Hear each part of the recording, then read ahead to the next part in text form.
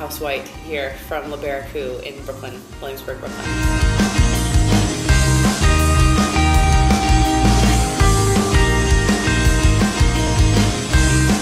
My father is Italian and my mother is Spanish, so wine was always a part of my life, but wasn't an intellectual thing at all.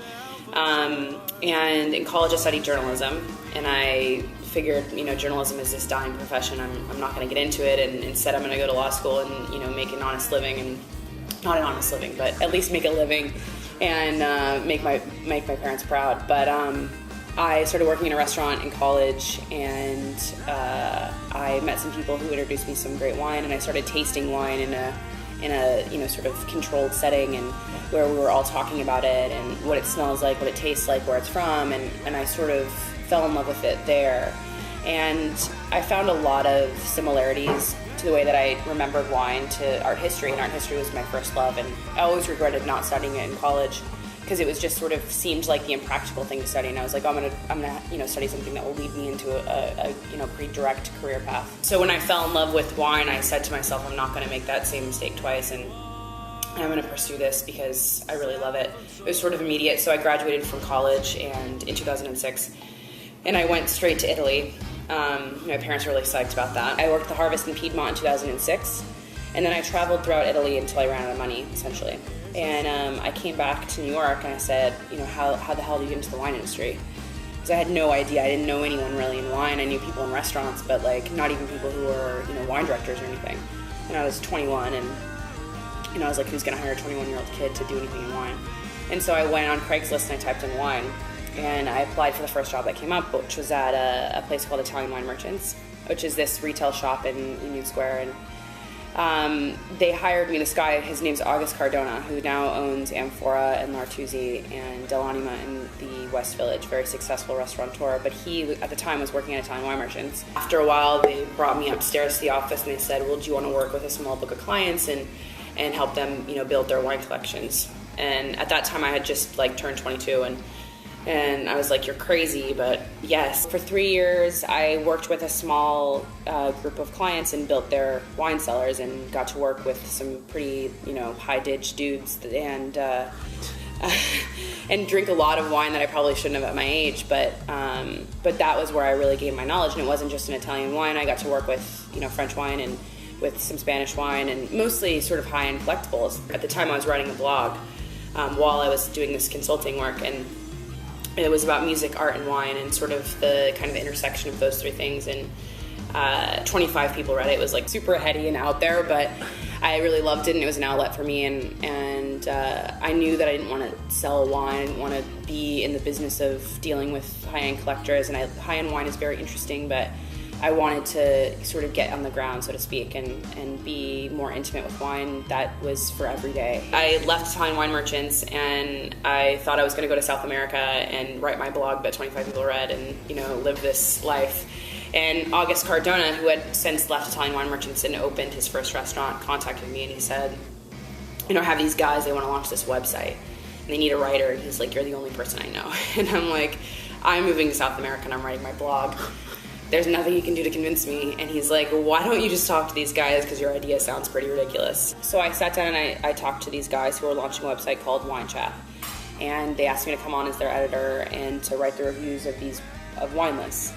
And it was something that no one else was doing, and something that really seemed to me like it should be done, and not necessarily in a critical sense, but bringing more attention to wine programs in restaurants, because everyone talks about the chef, of course, and no one talks about the wine director. I was with Wine Chat for a couple of years, which eventually led into writing a column for Eater about wine lists in New York, and then from there writing another column for them about American wine.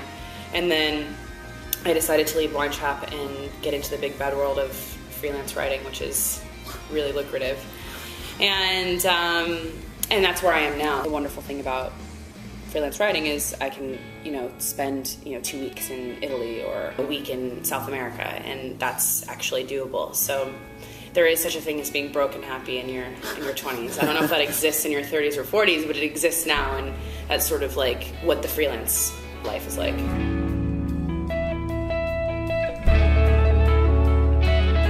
I love Madison Park. Has always been to me, in terms of a high-end sort of canonical wine list. I love Madison Park. There's no wine list that's better than that. because I think that it manages to have like all of these small sort of obscure esoteric wines that are affordable, and then the classics, and that mix is like, I mean, it's hard to do. I think there really is such a thing as something for everyone on that wine list, and there's a lot of personality in it as well, and it's hard with a list that's that big for it to have personality. For a lot of people it sort of gets out of hand, but John Reagan has done an amazing job, and now he's passed it off, and I have no doubt that it will continue to be great.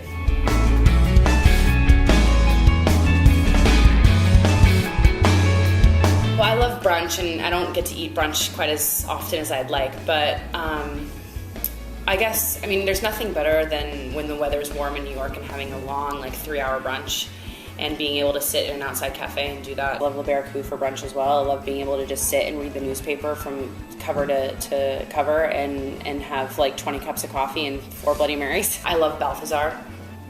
I think for me, there's just, like, something about the lighting in Balthazar, something about the feel in there that makes you feel like you're both, like, very intimately in New York and then also somewhere else. And there's nothing like late night having like steak tartare and like a really awesome bottle of wine. So that would probably be my end to the day. So maybe a nice pizza in the middle of the day, something simple, some like really nothing, Italian red wine, and just a simple lunch. I love Roberta's, and I used to love pizza Napolitana, and unfortunately it's no longer. I've always loved music, and music has been a huge part of my life. I don't play an instrument, I don't read music, but I really appreciate it. And I've always loved indie rock and roll, and I love jazz, and so I think music to me is sort of intertwined with everything that I do with writing. It's like I love to write with music. I kind of have to write with music on. It's just sort of this thing that puts me in a trance, and I think on a day-to-day basis, I think music is sort of, in some ways, the highest form of art. It's like a completely different language, and you're able to tell a story through it. And there's the literary aspect, there's the songwriting part of music, and then, of course, there's the melody and the harmony and the actual music itself. And indie rock and roll during the 1980s and early 90s really told a story about how youth were sort of disenchanted with the political culture of the United States at the time, and I think that wine, in a way, has the same way of telling that story. I think what you're seeing now, as I mentioned in California, are these producers that are kind of acting out against the mainstream and saying, well, this isn't the only way that you can make wine in America. We don't have a lot of money, and we don't have an angel investor, but we can still make great wine, and we can do it with integrity. And I think that people are sick of wine as this commercial product, and wine as this big business product. And you're seeing a lot of this sort of counterculture. And I think that's a reaction to the globalization of wine, and wine becoming this sort of like homogenous thing that, this like big fruity monster, and they all taste the same. I think people are sort of reacting against that. So I think that when it comes to the intersection of like what inspires me to do what I do, which is write about wine, I think music I see a lot of correlations between music movements and wine movements, and also just in a very simplistic way, listening to music makes me write better.